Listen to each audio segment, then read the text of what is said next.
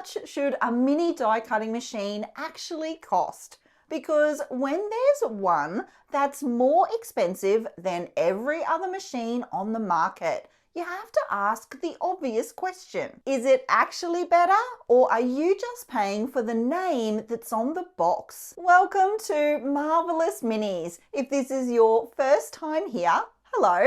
This is what you've just stumbled on into. This is episode 4 of my new mini series where I'm testing every single mini die cutting machine I can find and ranking them, because ranking things is fun. So far, I've tested 5 machines from We Are Makers, Sizzix, Lisa Horton Crafts, and 2 budget-friendly finds from Amazon. That did not end well. Today's machine is different though, because it comes highly requested. On my previous episodes, so many of you named this exact machine asking me to test it. So today we're going to find out if it's as good as we all hope it will be. Here's the current leaderboard with the Lisa Horton machine sitting on top. Let's see if that's about to change. This is the Spellbinders Platinum Scout. Let's see what's inside the box.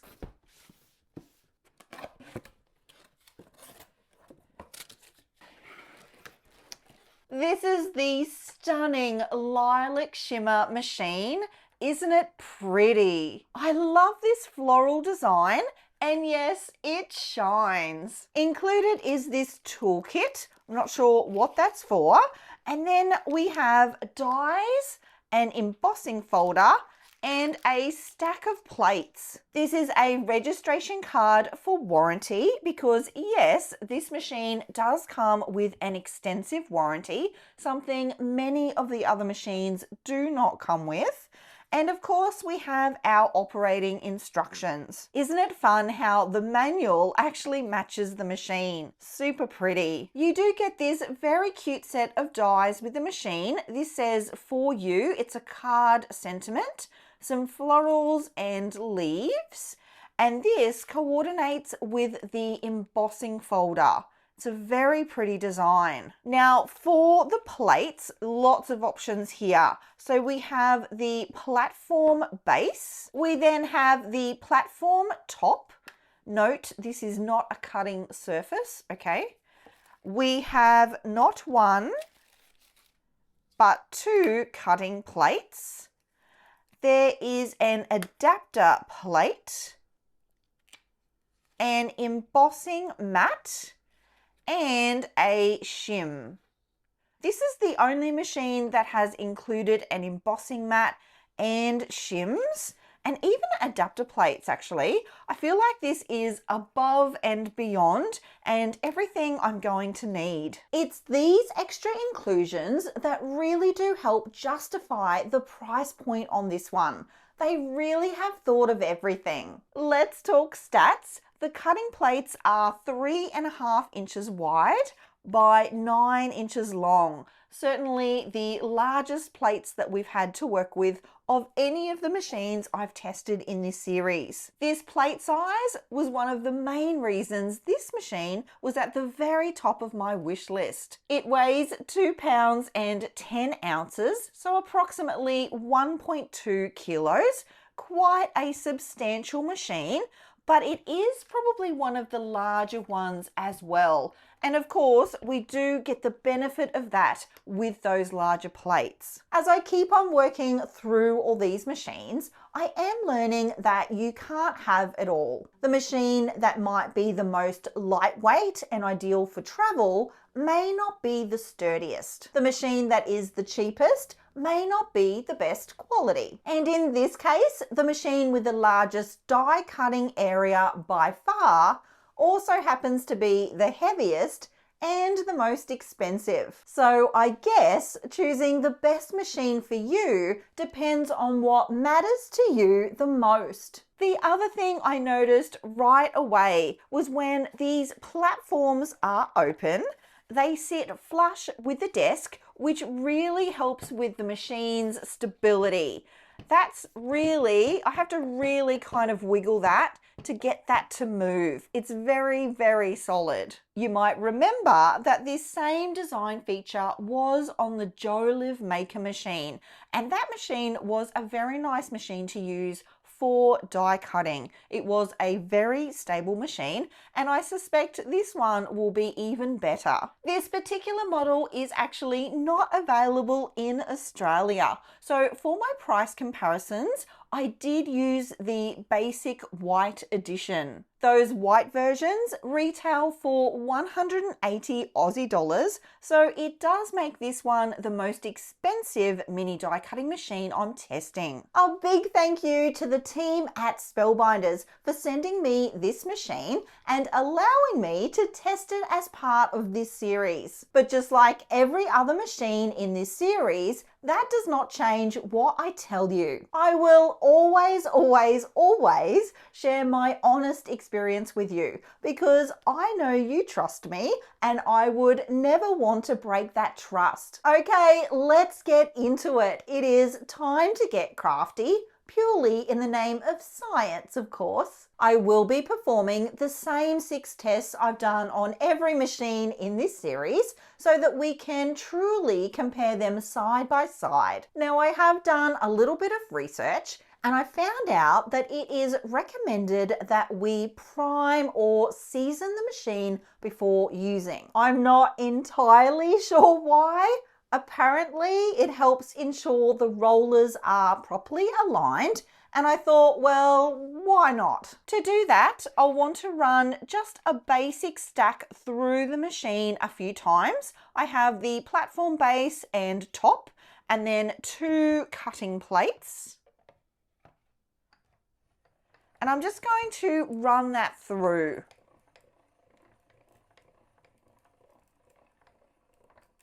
I will do that a second time. Actually, I might do this 3 times. This handle is super, super smooth. And I don't have to turn it 100 times to get it to go through the machine here. Okay, step 2 is to do a basic cut with just a die.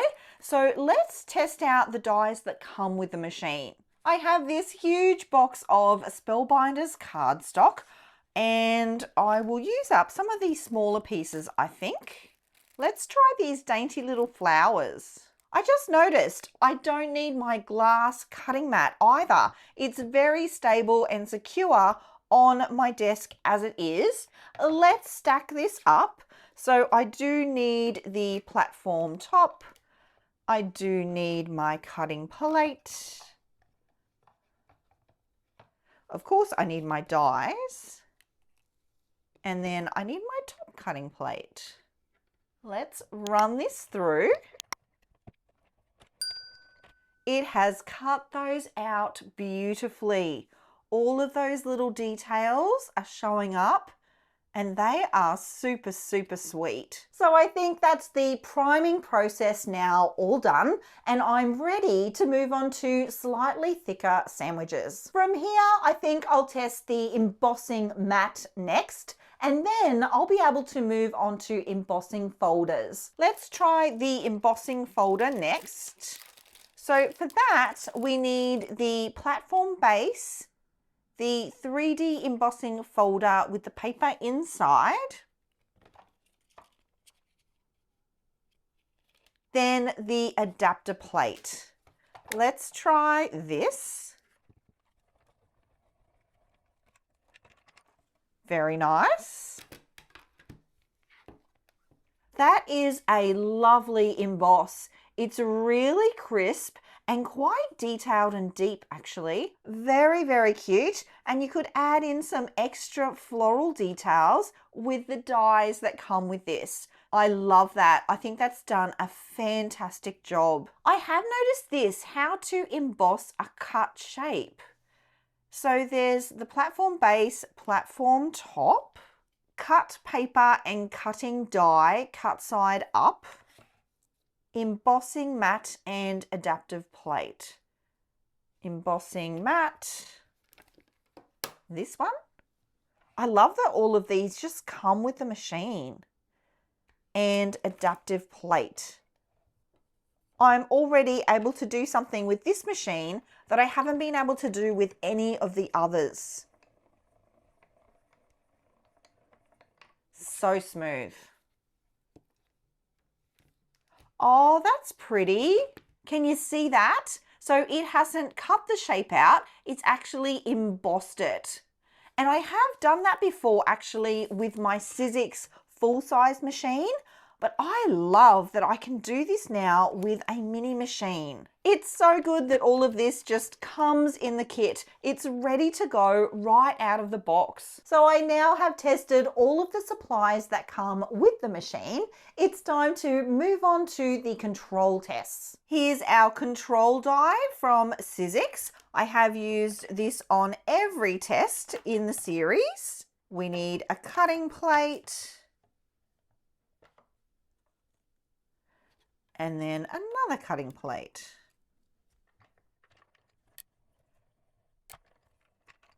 Very nice. This is the Spellbinders cardstock as well. And we have a very clean, crisp, beautiful cut there. Even after all the testing I've done so far in this series, I'm curious, what is your favorite mini die cutting machine? Do you agree with my favorite? Let me know in the comments below. Oh, and if I have missed a machine, if there is one you would love to see me test, let me know about that in the comments too. Next up is vellum, and it has the same stack. Let's try that.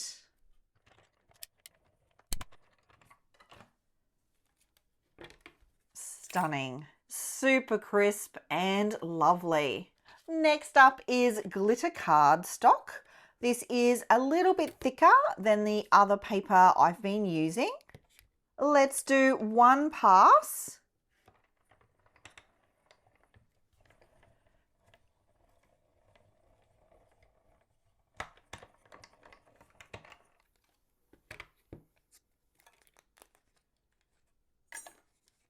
Beautiful. It's perfect, no problem at all. The next test I would normally do is with this die set here. It's to test a more detailed die with the machine, but I feel like we've already done that because it is Spellbinders branded, and so are these dies, and I've already shown you just how well and beautifully they cut. So I think we can move on to embossing non-Spellbinders embossing folders. So this is my control one, and this is the Spellbinders one, and I think they are similar. If anything, the control one is a little bit thinner, not quite as thick. So let's see. I'll just use this little scrap of paper.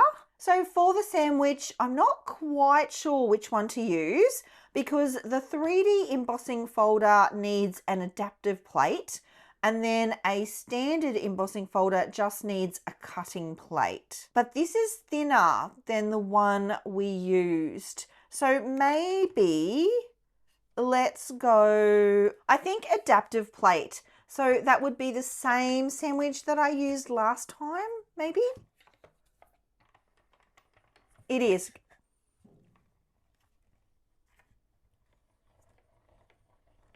So that's the adaptive plate.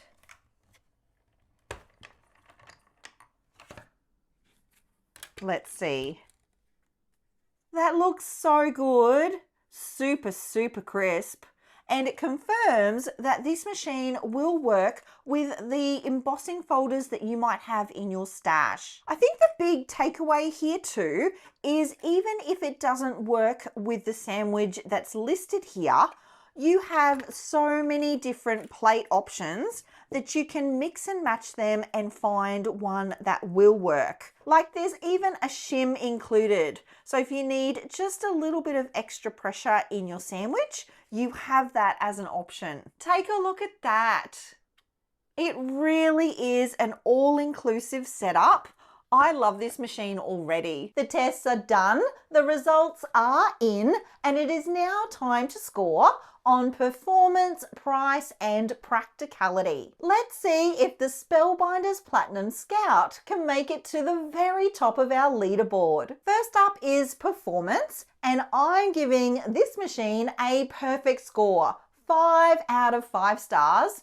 And it wasn't even close. The results for every single test were perfect. Cardstock, vellum, and glitter paper all cut beautifully, and it even nailed that extra technique of embossing with a cutting die. This machine compares the most to the Lisa Horton machine, which has been the strongest all series. But even that machine needed 2 passes to cut the glitter card, when this machine did not. If I could break the rules and give this a 6 out of 5, I would. Next up, let's talk price, because this machine costs 160 Aussie dollars and it is the most expensive machine I've tested so far. A quick note on that though, my machine is actually not available in Australia at the moment. So the pricing I have used is for the standard white machine because that's what I can buy locally. The price figure here though is actually only part of the story because it's not just about the physical price you pay, it's whether the amount you pay represents good value, whether something is value for money. This is the only machine that has included an embossing mat, which allows for that extra technique of embossing metal dies, and it is the machine with the largest cutting platform by far. Here you can see the plates from this machine compared to the plates from the Sizzix Sidekick, and you can see just how big that difference is. So here's what I'm thinking. The price score is 2.5 stars out of 5. I do have to mark it low because it is the most expensive machine I've tested so far. But, and it is a big but, this machine has a perfect performance score. And price isn't just about the price tag. The context of what's included in the box and whether the machine represents value for money really does matter. Next up is practicality, and I'm giving another perfect score, 5 out of 5. This machine is such a joy to use. The cranking mechanism is smooth and efficient, and the plates glide through like butter. A little thing like the instructions for the sandwich being printed right there on the plates is so handy. Do you remember that we did not get separate printed instructions from the Lisa Horton machine? They were printed on the back of the box. It's also the sturdiest machine of the series, and I think the most cleverly designed, especially with the fold-out platforms that sit flat to the desk. You can feel the difference the moment you start cranking, and this machine was the only one that I didn't feel like I needed to pull out my glass mat for that extra stability. I do have one note though. The size and the weight of this machine does not make it the best choice for travel. If you're looking for a machine to specifically take to a crop, the Lisa Horton Crafts machine is still the better pick, because it is considerably lighter. But if you're looking for a machine that is going to stay on your desk, the extra stability and those extra large die cutting plates, that's what gives this machine the advantage and why it still gets a 5 out of 5 for practicality. So we have 2 perfect 5s plus my lowest price score of the series, and that adds up to a total of 12.5 out of 15, making this machine number 2 only just on the leaderboard. It may not have ended up as our official number 1, but it is my unofficial favorite. You might remember back in episode 2, I talked about this intangible thing that makes a machine nice to use, that's really hard to put into words. There's no doubt the Lisa Horton machine has that, but this machine has it too, And for me personally, I like it better. I will keep my Lisa Horton machine for travel, but day in, day out, the Spellbinders Scout is going on my desk. If you want the widest platform and the most versatile plate system, and you have the budget for it, this is your machine. You now know which mini die cutting machine is worth the money.